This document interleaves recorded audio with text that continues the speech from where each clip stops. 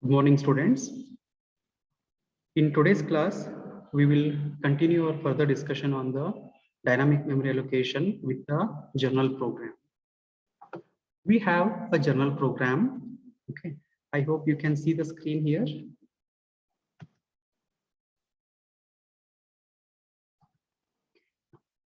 The program, what we need to do right here is that we need to demonstrate the dynamic memory allocation, right? That dynamic memory allocation we need to implement for a particular structure, right? We need to have a structure for the employee details. So first we need to create the employee details, okay? And that particular structure may contain the members as the employee ID, employee name, and the employee salary, so that we can have different types of students. Is there any disturbance? Are you finding any disturbances in the class, the voice and all? No, sir. Okay. I got a message here that it's been the voice is disturbing, so fine. Now we declare first the structure using the keyword struct. We all know that the structure can be defined using the keyword struct. Since we need to store the details about a particular employees, right? So we can name our structure as employee. We can name it as employee. Now within a pair of braces, we need to write our members of that particular structure here, right? What do you think? As I said, now there can be three different members. One is the ID, that is identity card, employee ID. Second is name and the salary. Can you tell me what will be the appropriate data types for these things like ID? Suppose if I want a name, then for name what I need to have? Data type. And for the salary, can you tell me? So for ID it is int. For ID it is going to be int. Int. Okay, very good. And For name it is char. it is a character data type. array. It should be a character array. Yes, correct. And what about salary? Salary also integer data type. Int. Can we take a float data type here to just have another type of a data here instead of having a integer? We know that Yes, salary, most of the time salary consists of a fractional part also. To just represent that, we will take it to be a float data type.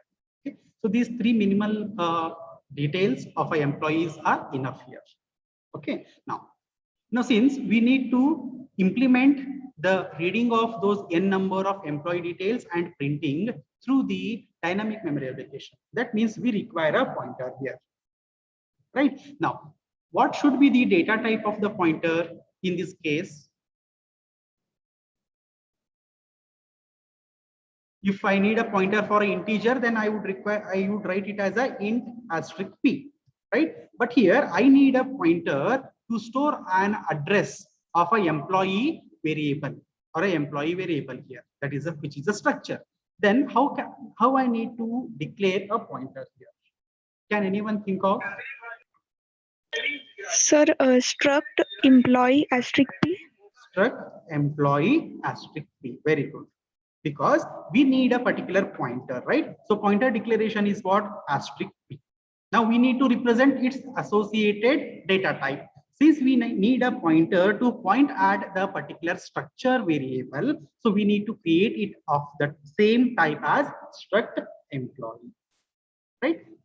Let me take a few more variables, like I need to read the n number of employees, right? So for that, let me have a n variable, and obviously we require a for loop for that counter variable as I. Okay, now then the remaining few lines will be the similar to what we have written it for the earlier cases. So here again I need to read what? I need to read a statement. I need to just first print how many employees data we want to store. Then I'm going to read value n. To represent that particular lines, I can write a printf statement. Let's say how many employees. How many employees? followed by I need to read that those many employees that have to be stored in the variable percentage. So percentage D here and then ampersand here. Okay, now next followed that I need to now allocate dynamically the memory to store these many, that is n number of elements or n number of variables. Correct? Now, can you tell me how do I declare the memory allocation here? I need to dynamically allocate memory for these n values or n number of employees using the pointer P. Can anyone tell me how to do that? What are the functions used, or what are the functions which will help us in creating dynamic memory?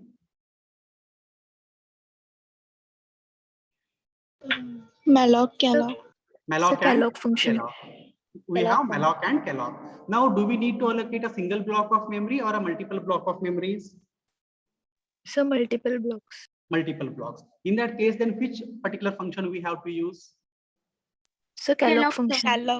Calloc function, right? Now, the syntax is what? The pointer, right? The P pointer is equals to, we need to write the cast, right? That is cast type. We need to write the cast type, then followed by the name of the function, that is calloc. This calloc function is going to take how many parameters?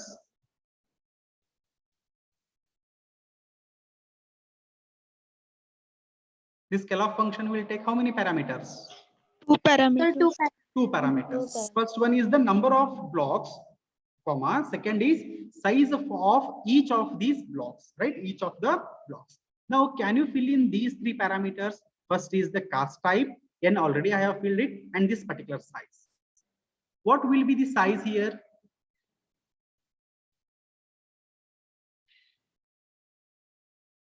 If it is an integer data, what we have written in the previous programs, size of int, right? So if it is an structure, then how I need to write?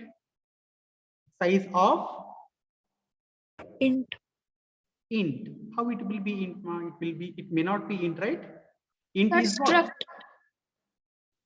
Struct. Struct of which particular variable? What is the name Struct of of the variable? employee. Struct of employee. So we need to write it as struct of employee. Now understand here, we need to store, we need to dynamically allocate memory for n variables. Okay, and this n variable is what? It is should be for the structure type employee, right? So we need to retrieve the appropriate size to store a single employee details, right? That details can be retrieved by using the size of function. So size of which particular type I want? I want a struct employee type. Can you tell me struct employee, how much of memory is required for one particular variable? What is the total size of the employee structure here?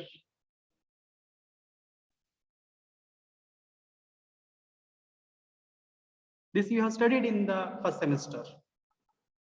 16 bytes. 16 bytes. The structure size of the structure is equals to sum of sizes of its members, right? So here in ID, that is integer, it requires 2 bytes. This is 10 bytes, float is 4 bytes. So total it is going to be 16 bytes. That means the size of struct employee will give us a 16 blocks of memory, and those 16 will be given for those n number of elements. If I have a n as 5, then 16 multiplied by 5 will be those many amount of memory space will be allocated. So once that is allocated by the calloc function, as we know that calloc is going to return a void function that we have to explicitly convert or typecast into a specific data type, right? Now, what should be the specific cast type here in this case? Struct employee. Struct employee, then asterisk. So it should be a pointer, right? Now, if you just try to correlate with the previous program examples, it is something like this: P equal to int asterisk, right? Then say Kellogg, and then within that we have n comma size of int, right? Isn't it this particular statement which we have defined, isn't it similar to the above statement? Only difference is that the data type what we are using is different here. Instead of an integer, in this case, it is a structure of the type employee. So the int is replaced with struct employee. If you notice in the line number 15 also, here as well, instead of int asterisk p, it is struct employee. Understood, students?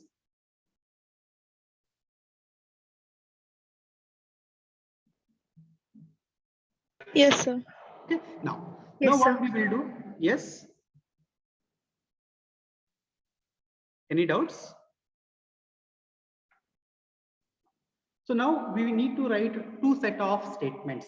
One set of statements or one block for reading the values or reading the details about our employees. And second part is to display those particular details.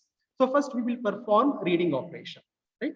So what I'm going to write here is that for I equal to 0, we know that the normal convention, we start with the 0th element and we will stop at the less than n value. So that is I less than n, and we will implement it by I plus. Okay, now here what I want is that since we want to read these three data, that is ID, name and salary. Okay, now when I execute this program, it should say that enter employee details of, say it should be something like enter the details of employee 1. Then it should ask me to enter ID, name, salary. Once I enter the three values, next it should ask something. Let me try to write it here. So what I want is that enter details of employee 1. Okay, and then here enter ID should be displayed.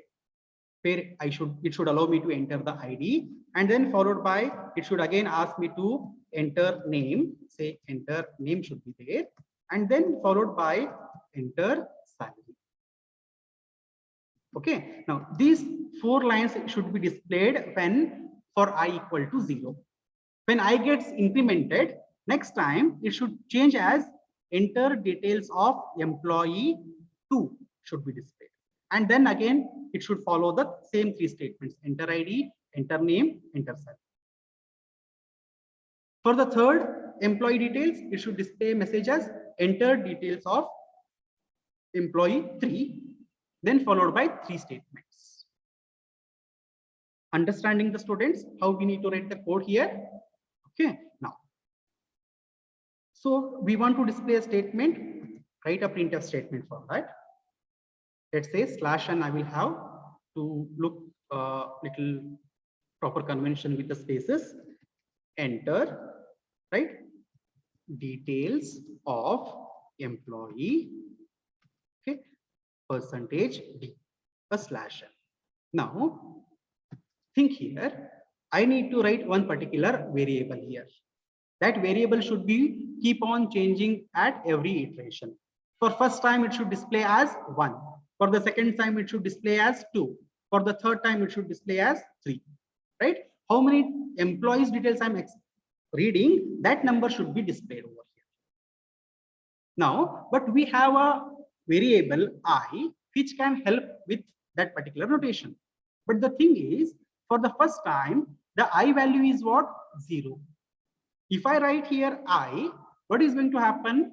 It will display for the first time, very much first time, as 0. Enter the details of employee 0. For the second time, it is going to display as enter the employee details of a 1. Right? It displays 1 less than whatever actual we want to display. To avoid this one, what is the change we need to do at this particular statement? What I should write it here to make it proper value? Yes, Shweta Patane answered it right. Anybody else? For the first time, it is going to display as what? 0. But what we want? We want it to be a 1. How we need to do? Correct answer, Bhakti Patil. Anybody else? We need to I just plus 1. have the next value. Correct. That is I plus 1. We need to have it as I plus 1 so that it will display a proper messages. Okay. Now, the next is we are going to read the values of a structure member. We have studied two concepts in the pointers while studying the pointers and structures. The structure members can be retrieved using the pointer in two different notations. The first notation is using the dot operator, and the second notation is using the pointing to operator. It is using the pointing to operator. The best approach is to have the second method, that is pointing to operator. Okay, now I'm going to make use of this pointing to operator. See, pointing to operator means it is a hyphen and a greater than symbol. Two characters we are supposed to use, a hyphen and greater than symbol. Okay, now let us write a further statement. Printf enter ID. We need to read the ID as well, right? So enter ID. Now the next statement will be scanf, right? ID is of the data type integer, so it should be %d as the format specifier, right? And then we need to read the member of this particular structure, ID structure. Who can help us? The pointer P can help us with that particular notation. So what I need to do, I need to store the value, whatever I read, at the address of ID, for the first employee. Okay, pay attention here how I'm going to write. Ampersand within the brackets P plus I is on the left hand side, followed by on the right hand side of the pointing to operator is going to be the name of the member. Okay, see here, pay attention to this particular notation here. This is little different than the other programs what we have seen. First thing is that this pointing to notation. I think you all are aware about this pointing to notation, which we have learned in the pointers and structures. Okay, it is a binary operator which will try to access the values of the corresponding members. Right hand side is the member of that particular structure, left hand side is the basically a variable, but in this case it is a pointer, right? So we want to store at this particular ID, so we need to make use of ampersand in case of the pointers, in case of the structures. If you have noticed the previous programs, let me try to show you the previous programs for better understanding. Look at here, this scanf statement. In this scanf statement, have we used ampersand symbol?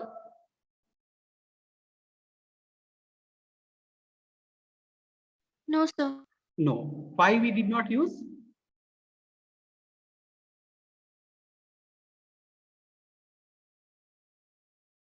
Why we have not used and ampersand symbol here? Pointer itself store address of. Very good. P is a pointer which stores the address of that particular variable itself. Right now, in this case, the value what we are storing is a fundamental data type value, right? It is an integer value. Look at this one. It is an integer value. But in this case, right, we want to store a value which is not a fundamental variable, right? It is not a fundamental data structure. It is a user-defined one. It is a structure, right? So we need to point at this particular ID. We will give the suppose 1 second, let me try to show you within this particular diagrammatic explanation that would be more appropriate. Say 1001 is the starting memory address, and then 1000 and up to 1016 it will be having the 1000 and next is 1002, then 1003, and up to like that we will be having 1000. The last one would be 1013, 13. Okay, now we know that there should be a 16 bytes required to store one particular value of a structure variable. So assuming that from 1001 to up to 1015 it is going to be, right? 15.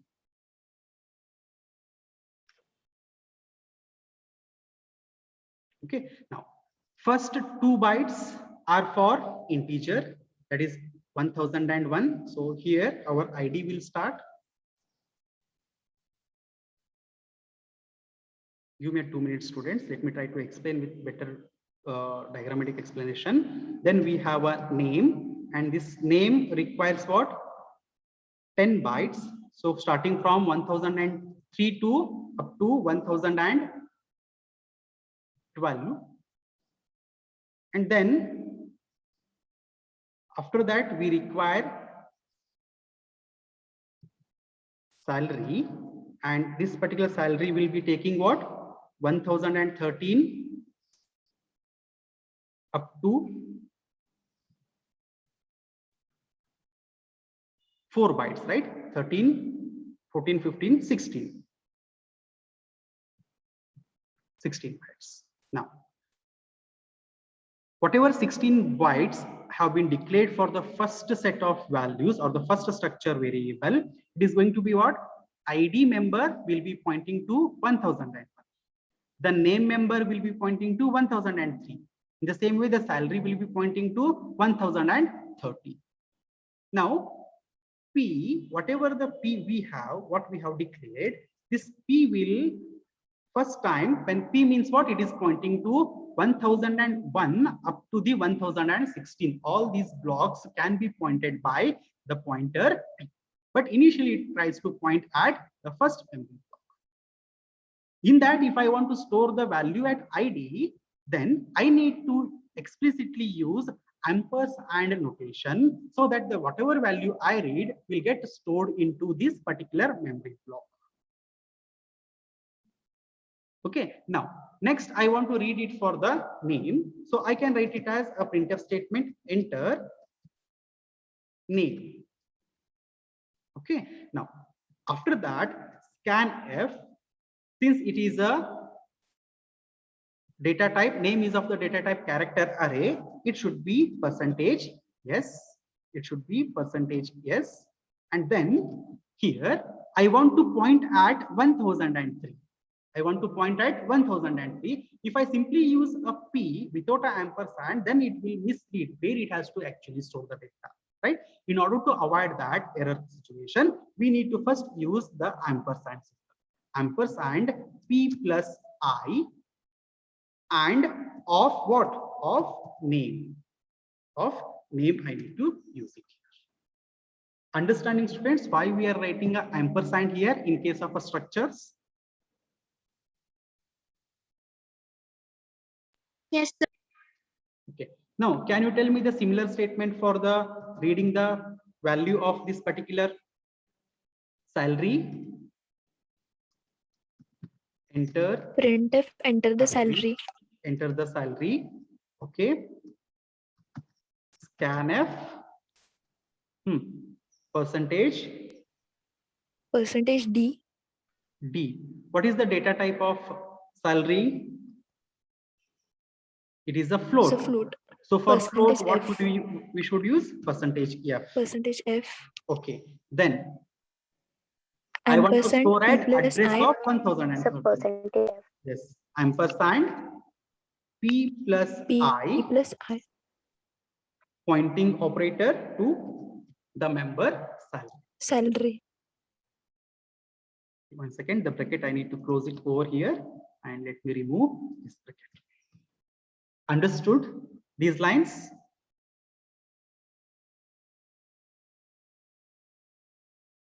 Okay. Now, for the first time, what is going to happen?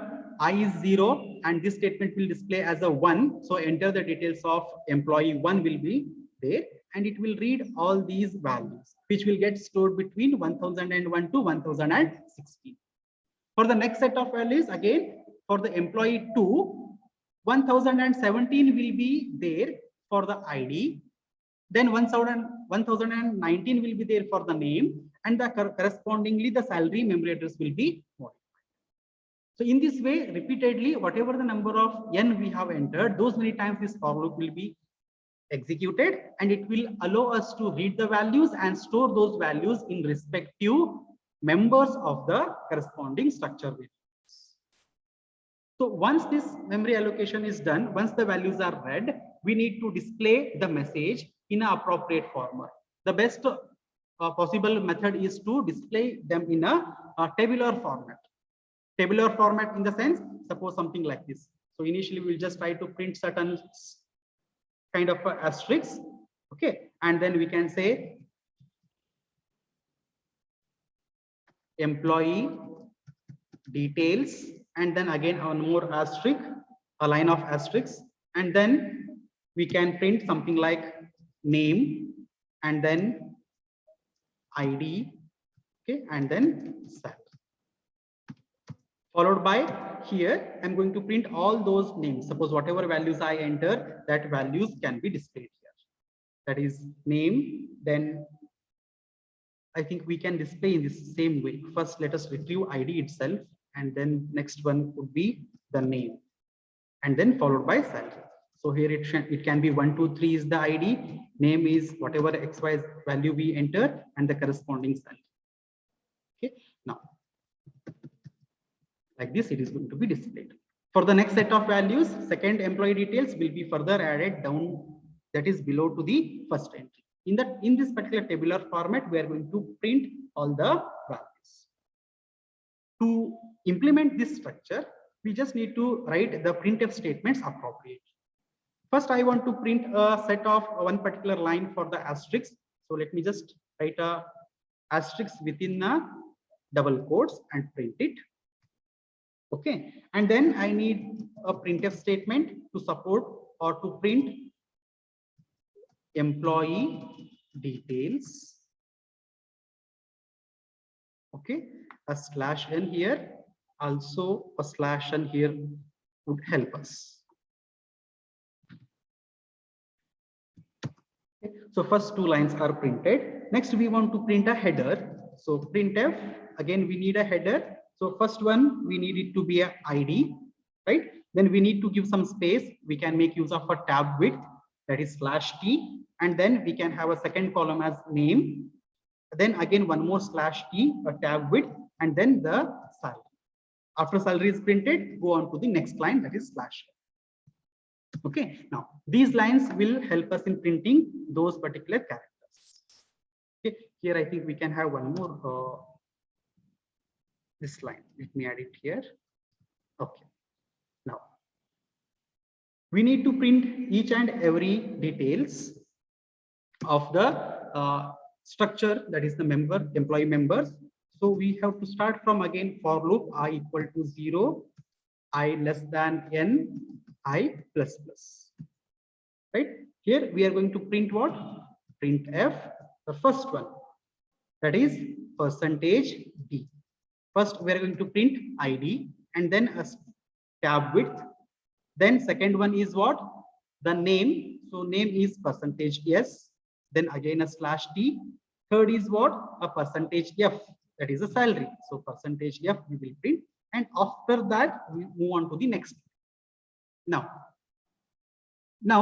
we want to first retrieve the ID, that is the member ID, from the associated structure. So that can be again easily done as P plus I, pointing operator, ID. Now understand here, since it is a structure, it little varies than the normal convention. If you have revised or understood the concept which I told you in the pointers and structures, right? The members of the structure can be retrieved using two methods. One is the dot and second one is the pointing to operator. When we use the pointing to operator to fetch the values, we don't use asterisk here. We don't use asterisk. It directly gives the access to the corresponding ID. So P plus I of ID means the ID of the first structure variable. Similarly, to retrieve the name, I can write it as P plus I pointing to operator with name. And the followed by the third one is going to be P plus I pointing to operator salary. And then close the bracket with the semicolon. Understood, students, here? And the last statement would be free P. Free P. Let us try to check for some errors if there are any errors. Let me go through the terminal to compile the program. CD is DS GCC and the file name is JP underscore this is A 001.c.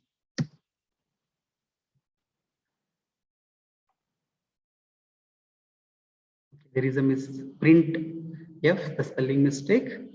Line number, where is it?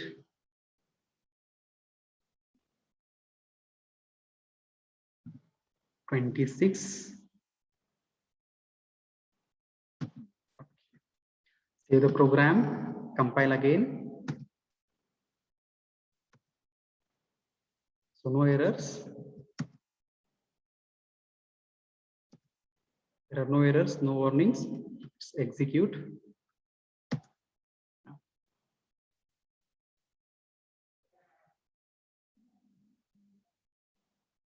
How many employees? Let's say 3. Now look at here. Enter the details of employee 1. This is because we have made it as I plus 1. So let us enter the ID first. 1, 2, 3, 4 is the ID. Then let's enter the name. Enter it as Raj. Salary 35, 6, some values. Okay, and then press enter. Now, after I pressed enter, what happened? The for loop is incremented for the second time. I becomes 1 and the employee details will be asked for the second one. So again, enter the ID. Say in this case 2, 3, 4, 5 is the ID. Okay, enter the name, then enter the salary. Third employee, say 3, 4, 5, 6 is the employee ID, name, salary, press enter. Now look at here, employee details, right? ID and then followed by the name.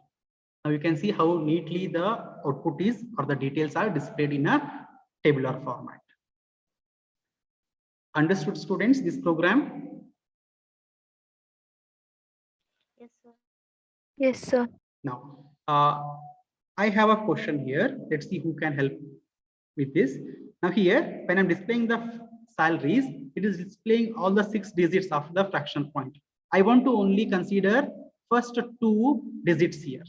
First 2 digits after the fractional point. In order to do that, what is the change I need to make in this particular printf statement? I don't want to print all these 6 characters or 6 digits after the decimal point. I want only the 2 points to be displayed as 0.67. Whatever this number up to 0.67, like this. What is the corresponding change I need to make? I need to simply write here, after decimal point, I need only 2 points. So here, notice, pay attention here. Within this percentage F format specifier, I need to just use a point, indicates the decimal point. After that, only 2 digits. If I do this change and execute, it will only display the last 2 parts. Students, meanwhile, enter the attendance. Just 30 seconds is remaining. Please do enter attendance quickly. We'll compile the program and execute.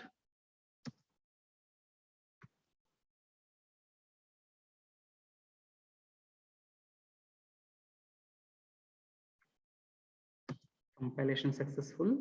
Then execute the program. Let it prompt for the message.